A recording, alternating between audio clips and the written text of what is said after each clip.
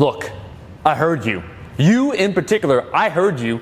What's cracking, guys? Omar, not so lean soft here, back with another video. In this video today, I want to talk about getting really lean, aka shredded, below 10% body fat. Because recently, yes, I'm going to remind you once again, it's my first successful cut, that I got leaner. I lost 20 pounds. I got, once again, I used the word lean, and originally when I uploaded the video, I said shredded. And there was some contention by the aesthetic bros saying, hey, boy, you're 11.9% body fat, not below 11%. Check yourself, check using that word shredded. And I thought to myself, it's a fair point. I understand my shredded lads. Let me bring on someone such as Paul Revelia, who is a physique coach, a bodybuilding coach with a lot of experience. I met Paul last year in 2018 at the Arnold. He's been putting out excellent information. He has a YouTube channel that I'm going to link in the description. He's done the damn thing himself. He's gotten quite lean. He's coached a lot of athletes to get leaner. And I think there is an increased level of knowledge demanded of an individual to successfully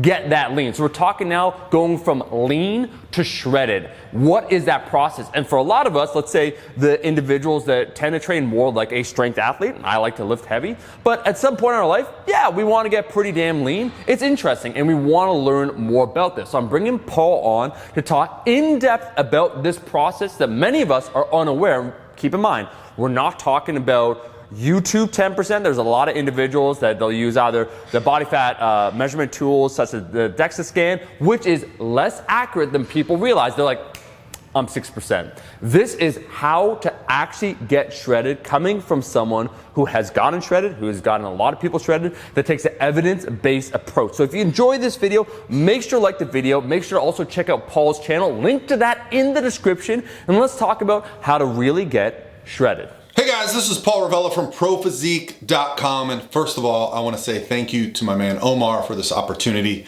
for reaching out to me to talk about this topic.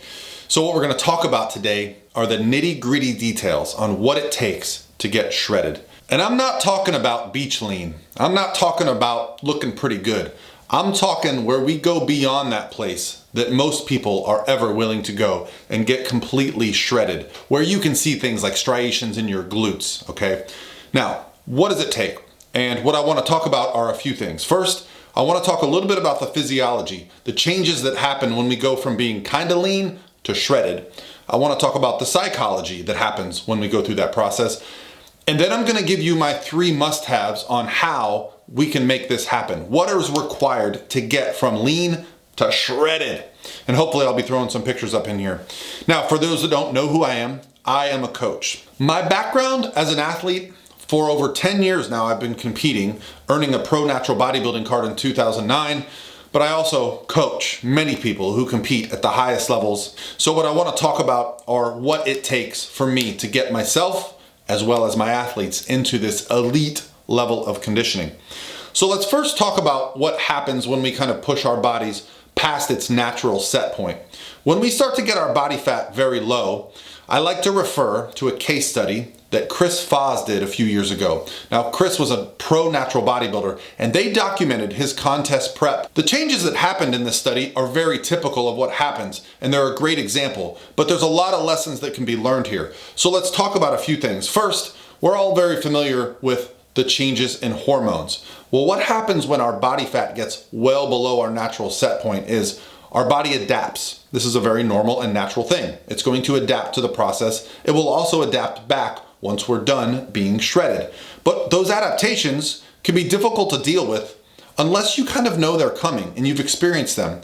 So let's talk a little bit about first, the one that we're all worried about, testosterone. Yes, it's very natural. You're going to have less natural levels of testosterone as a person who gets very, very lean. This is going to have some implications as far as your energy, your recovery, your ability to put on muscle. However, what we saw with Chris Foz through his study was that he did not actually lose any lean body mass. What he saw was a little bit of loss of absolute strength, which is something we can all be familiar with once you diet down. You're not going to be as strong. And sometimes we can start to associate that with muscle loss. It's less about the muscle loss, more about the changes in leverages, and what tends to happen is our energy suffers. So one of the ways we can combat this is by paying attention to when we have more energy. Most of us are going to have more energy when we're really lean earlier in the day. So training schedules could adjust. Another big factor is going to be hunger. Fat cells are what produce leptin, which actually helps regulate hunger. So when you have less fat cells, you have less leptin. When you have less leptin, you're going to be hungry. In fact, you might be hungry all the time. You might even be hungrier after you eat. So how do we combat this?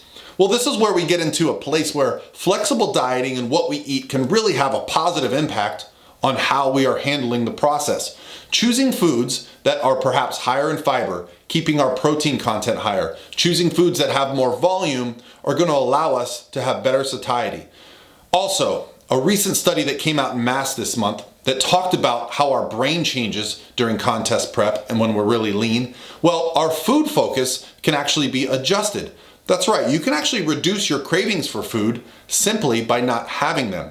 Some of the foods that are more palatable that we associate with being very, very delicious, that are high fat, high carb, high sugar, high salt, those foods, if you remove them, well, you'll actually find that you don't crave them as much. You'll start craving more things like vegetables, like proteins that are going to allow you to stay on your diet. Now, I'm all for being flexible and choosing foods that allow us to kind of not create eating disordered habits during this process. But there does come a point when you simply have to rely on the foods that are going to give you the most bang for your buck during this process. And you can plan for that. You'll start to notice that you have more and more cravings, and this might be a sign that perhaps you need to pull some things out. As for the psychology of getting shredded, I think the most difficult thing that I deal with most of the men that I prep is that they don't like seeing the scale constantly go down. Getting truly shredded, you're probably going to have to get your weight well below what you expect. I think some of us get excited about the idea of getting shredded, but once we hit a weight that we're not comfortable with, that's when we start to worry. Am I losing muscle? Is this process actually good for me? This is when we begin to question what we're doing. People might start to even question if you're training still. When we lose body fat, our clothing will actually be looser. People might actually mention to us, hey, are you still training? I struggled with this as well the first time I dieted down for a show. And so what you can do is kind of prepare for this. Understand that as your body changes, just because you have less body fat and your shirts are looser, maybe you go from wearing XLs to larges. You can also use progress pictures. Taking pictures front and back of how your physique is changing really allows you to push through these barriers because you're gonna see the visual changes. You're gonna see the body fat coming off. The things that people can't see when they look at you with your clothes on, you're gonna see more definition and more shape in all the muscle groups, and that can keep you motivated. But let's talk about the 3 deal breakers. What do you need to do to get truly, truly shredded? And without a doubt, you have to have a goal. So whatever that goal is that's going to drive you to push yourself past your breaking point, the goal can't be to look good. The goal cannot be, I want to look good on the beach for my friends. Because that goal is not going to be powerful enough to get you up early doing your cardio, to get you to skip going out with your friends, to get you to eat the right foods, to plan ahead.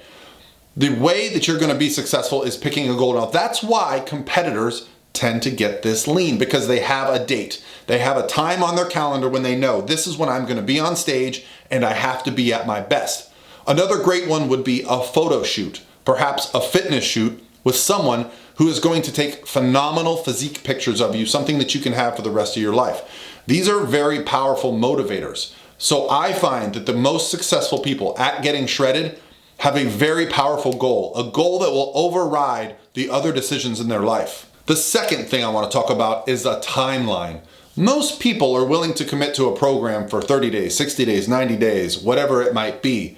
But if I told you that it might take you 6 months to get completely shredded, well, that would scare a lot of people off, but that's exactly what it takes.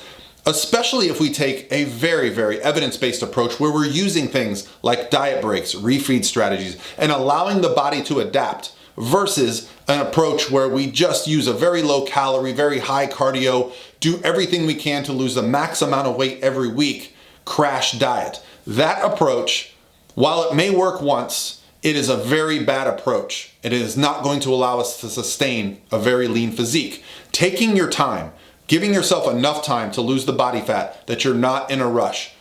I like to focus on losing roughly 1% of our body weight per week.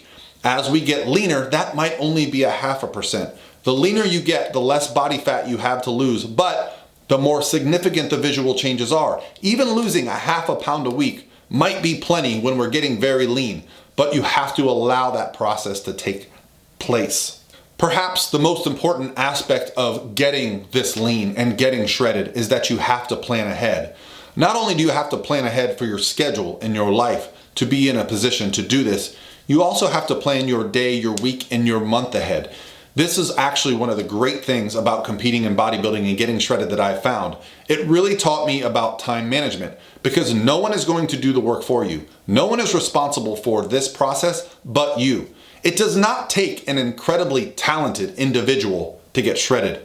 It does, however, take someone who is very, very good at time management. You need to be preparing your meals ahead of time. Why? Because decision making gets very difficult when you're shredded. You're going to want to go off plan. However, if you have your meals already packaged and made for you, well, it's going to make that decision easier, okay? Planning ahead for your schedule. When are you going to get your training and cardio in?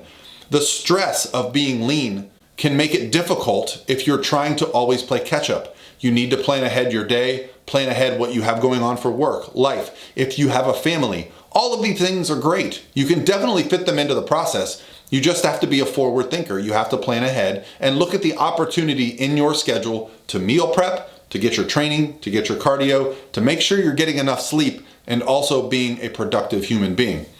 If you do all of this, getting shredded is not complicated. It does take some time, but the process itself is something that we can all do. Taking all this into account, is getting shredded worth it? Well, that comes down to what you have in here. I personally love going through the process. I wouldn't recommend doing it with much frequency. I tend to diet down for a show every 2 or 3 years when I get the itch. Then I allow myself to recover, put on some more muscle, and come back even better. That's the process of bodybuilding. It's about bettering yourself. It's not about looking good for Instagram, although that's a great byproduct for some people. It's mostly about finding that second gear in yourself, and it extends into all walks of life. It's not just about getting on stage to get a trophy or getting shredded so that you look good for a top photographer. It's really about finding out just how great you can be, and I promise you it will bleed into all aspects of life. So thank you, Omar, for having me on the channel. I look forward to seeing you at the Arnold, and I'll talk to you guys soon. Eat your vegetables, eat your vegetables, eat your fucking vegetables.